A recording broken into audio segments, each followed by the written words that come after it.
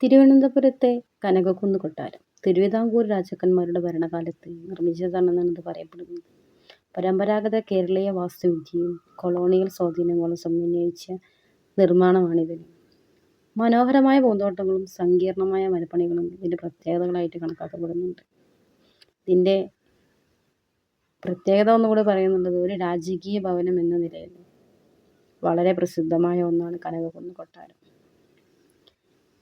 ഇതിപ്പോൾ ആളുകൾ ഒരുപാട് കാര്യങ്ങൾക്കായിട്ട് യൂസ് ചെയ്യുന്നുണ്ട്. അതായത് സാംസ്കാരിക ഇവൻറ്റുകൾ നടത്തുന്നതിനും പ്രദർശനങ്ങൾക്കുള്ള ഒരു സാംസ്കാരിക കേന്ദ്രമായിട്ട് ഇതിനെ പരിഗണിച്ചു പോരുന്നതുണ്ട്. അതുകൂടാതെ തന്നെ സിനിമകൾ ഷൂട്ട് ചെയ്യുന്നതിനും പ്രശസ്തമായ സിനിമയായ നമ്മുടെ പൃഥ്വിരാജിൻ്റെ ലൂസിഫറൊക്കെ ഷൂട്ട് ചെയ്തിരിക്കുന്നത് ഇവിടെ വെച്ചിട്ടാണ്. ഇതിൻ്റെ മെയിൻ അട്രാക്ഷൻ എന്ന് പറയുന്നത് ഈ കെട്ടിടം മാത്രമല്ല, ഈ കെട്ടിടത്തിന് മുമ്പിലുള്ളൊരു വലിയ പൂന്തോട്ടം തന്നെയാണ്. നല്ല രീതിയിൽ മെയിൻറ്റെയിൻ ചെയ്തു പോയിരിക്കുന്നത്.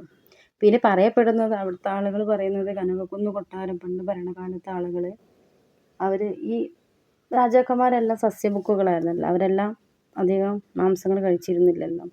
അതുകൊണ്ട് തന്നെ അവരുടെ ആളുകൾക്ക്, അതിഥികൾക്ക് രാജകീയമായ വിരുന്നൊരുക്കാൻ വേണ്ടി സംഘടിപ്പിച്ച ഒരു നിർമ്മിതിയായിട്ടാണ് ഇതിനെ അവർ കണക്കാക്കപ്പെട്ടിരുന്നത്. വളരെ മനോഹരമായിട്ട് തന്നെയാണ് ഇതിൻ്റെ എല്ലാ വർക്കുകളും. മുമ്പ് ഞാൻ പറഞ്ഞ പോലെ നമ്മുടെ പൈതൃകത്തിൻ്റെതും പുറത്തുള്ള ആർട്ട് വർക്കുകളും എല്ലാം കൂടെ സമന്വയിച്ചൊരു നിർമ്മിതിയാണിത്. അപ്പോൾ തിരുവനന്തപുരത്ത് പോകുന്നവരെല്ലാം ഇത് കാണാൻ പറ്റുവാണെങ്കിൽ ഒന്ന് പോയി കാണുക. എൻ്റെ ചാനൽ സബ്സ്ക്രൈബ് ചെയ്യുക, ലൈക്ക് ചെയ്യുക, ഷെയർ ചെയ്യുക. ബൈ.